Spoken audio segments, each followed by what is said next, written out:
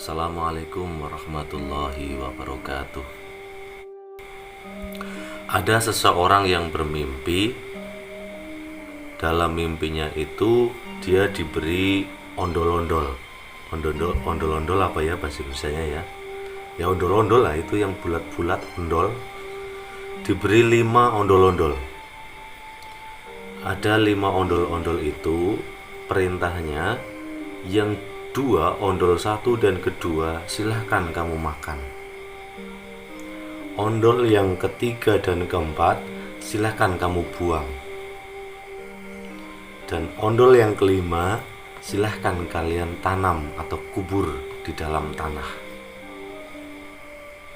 Nah, mimpi diberi ondol, yang 2 disuruh dimakan, yang 3, 4 itu disuruh untuk dibuang, yang kelima disuruh untuk dikubur. Maksudnya apa? Silakan yang tahu komentar ya di channel ini. Mudah-mudahan atas masukan dari panjenengan semua bisa menjadikan tambahnya pemahaman, bisa menjadikan pemahaman bagi kita sekalian. Langsung saja tentang mimpi diberi 5 ondol-ondol. Ini sebenarnya menurut saya ya, ini menggambarkan tentang rukun Islam. Rukun Islam ada 5. Yang pertama ada syahadat, yang kedua ada sholat, yang ketiga ada puasa, yang keempat ada zakat, yang kelima ada haji. Jadi mimpi diberi ondol-ondol menurut saya adalah bagaimana engkau memahami terhadap makna rukun Islam. Rukun Islam yang pertama tadi dikatakan ondol yang pertama dan kedua makanlah. Berarti makna syahadat dan sholat benar-benar pahamilah, tanamlah, camkanlah, milikilah, lakukanlah dalam diri pribadimu.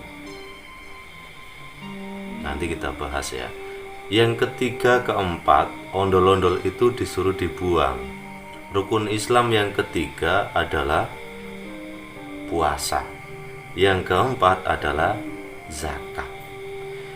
Puasa itu hakikinya sedang menahan hawa nafsu. Hawa nafsu yang ada pada diri kita itu untuk dibuang, untuk ditinggalkan, untuk dijauhi. Maka perintahnya adalah ondol itu untuk dibuang. Yang ketiga, sifat hawa nafsu, sifat angkara murka yang ada pada diri kita untuk dibuang. Kemudian yang keempat, rukun Islam yang keempat adalah haji. Bukan haji, tapi zakat.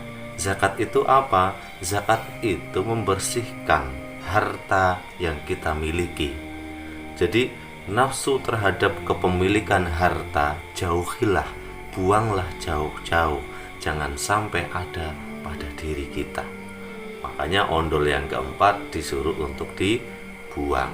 Sedangkan ondol yang kelima disuruh untuk dikubur. Rukun Islam yang kelima adalah haji. Hakikat dari haji adalah mati.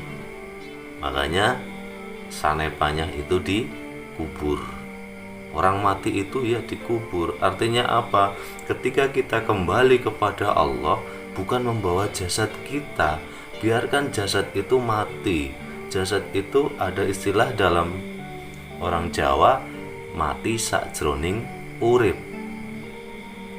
Jadi ketika kita menghadap Allah, apa yang kita bawa? Ketika haji, niatilah dengan niat yang ikhlas lillahi ta'ala, mengorbankan, meninggalkan keluarga, meninggalkan istri, meninggalkan anak, meninggalkan saudara, tetangga, dan lain sebagainya. Bahkan harta itu pun ditinggalkan. Kita hanya membawa baju yang putih, ya, itu pun yang tidak ada jahitannya. Jadi hakikinya haji adalah mati. Makanya ondol yang kelima itu untuk dikubur.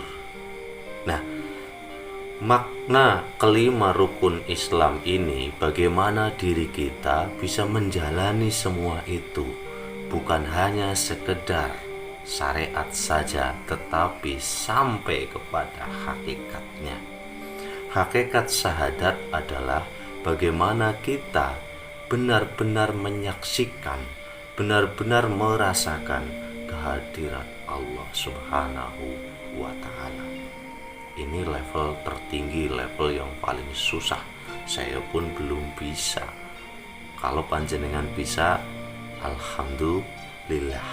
Syahadat, kalau syahadat hanya syahadat di lisan sih siapapun bisa ya, tetapi hakikinya syahadat adalah kesaksian diri kita karena kita telah melihat Allah, bersaksi akan adanya Allah, bersaksi bahwa Muhammad adalah utusan Allah. Yang kedua adalah sholat. Hakiki tentang sholat itu yaitu kita kembali kepada Allah atau wusul kepada Allah.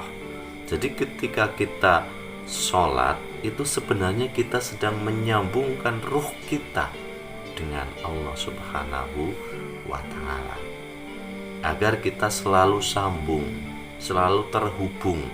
Sinyal-sinyal ilahiyah kita, sinyal Tuhan atas kehendak Tuhan ada pada diri kita, sehingga kita melakukan apa yang dikehendaki oleh Tuhan dalam kehidupan sehari-hari selalu terkoneksi, terkontrol.